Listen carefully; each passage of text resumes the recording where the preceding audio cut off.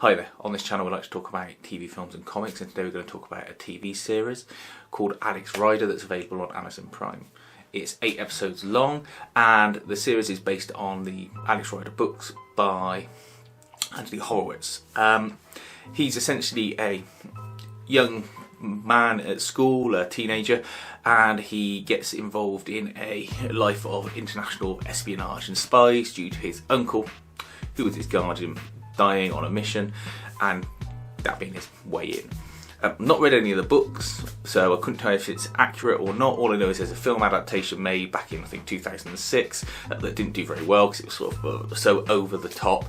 It just didn't sort of feel very real, and it had a really uncharismatic lead in it in the form of Alex Pettyfer. This, however, is a great series. It is grounded in reality. It's shot really well. It's written really well. You've got people in it that are normal looking and normally behaving. I think that's the thing to go for the casting and for the writing. His friends in English school look like English school kids. They are in a typical English school.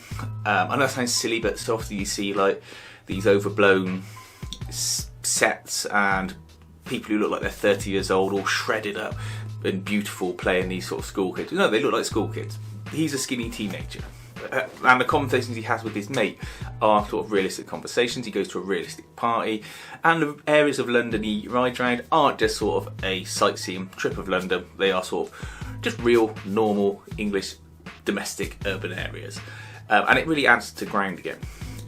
He goes off on this mission reluctantly, and all the way through it people are saying, should you really be sending a teenager with no training on a mission? And you get it justified why they're doing that, and you don't ever feel that it's silly because they're constantly aware that this shouldn't really be happening, but you allow it because it's well written and well made. You've got a plot with a villain. You've got a good plot as well. It's a little like on Her Majesty's Secret Service, but it's modernised, and I think it's much better for it. There's good action scenes. There's certainly good sort of levels of suspense in that. He gets properly tortured a couple of times in this, as does his friend. And you do think, oh shit, they might like really hurt these people in the characters, and just have that carry on through in the plot. There's some scenes that are sort of unbelievable, but you allow it because everything else has led you up to that point. You're having a good time. There's a bit with snowboarding, but what they do is he makes his own snowboard, and he doesn't just suddenly do some wicked snowboarding in a vague way. He crashes and he messes up, and he ends up getting hurt as a result of using this improvised snowboard. I just think that's good.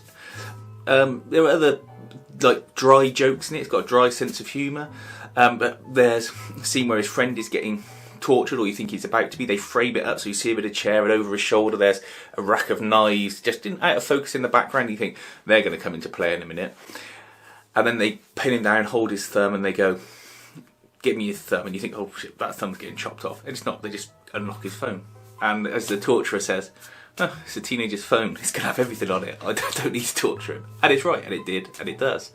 But it ends with an ending, so that if they don't get another series, you don't have to worry that it's not wrapped up. But then, by the same token, the ending is written in such a way that you can have more series, and I think they should have more series. As I say, it's 8 episodes long, so it's not drawn out. It doesn't outstay its welcome, and there's no filler episodes. Nothing ever feels like padding in it. In fact, to be honest, it's probably more exciting and better written, and got people who actually care about the role, as opposed to the modern James Bond films where Daniel Craig is just collecting a paycheck, and the last one was a bit of shit, and this is just a quality on par, if not better, than it.